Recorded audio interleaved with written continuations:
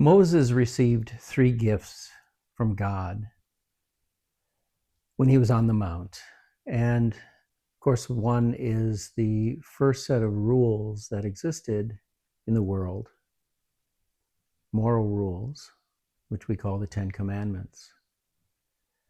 The other 2 gifts are not very well known and not recognized at all for what they are. The second one is God gave Moses a very simplified way to communicate, a 24-character alphabet.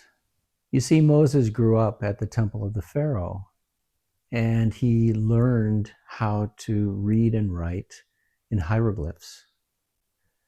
So he was well versed in the ability of writing. And what God gave him was a much simpler alphabet so that all the people could learn.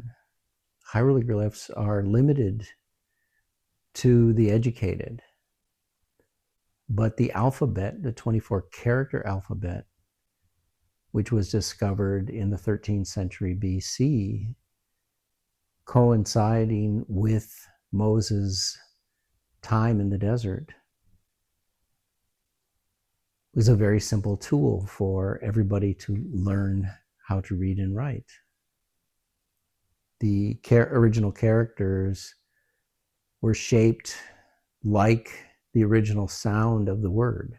So a C would be shaped like a cow to allow people to learn it very easily. That was a major tool which allowed the expansion of readings to many people. The third gift is one that really nobody realizes today what it is. It's not a candelabra. It's not a decoration. It is the menorah. And what I show here is that it is described exactly the same in the Old Testament as it is described by John in Revelations.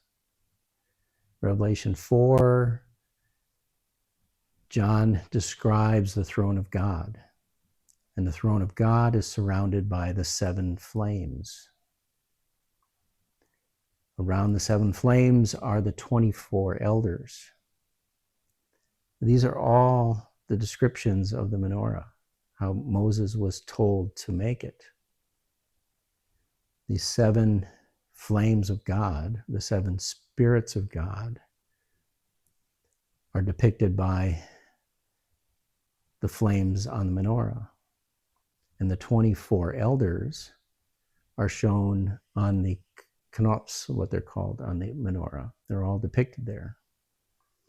And those 24 elders, they are the leaders of the 12 tribes of heaven,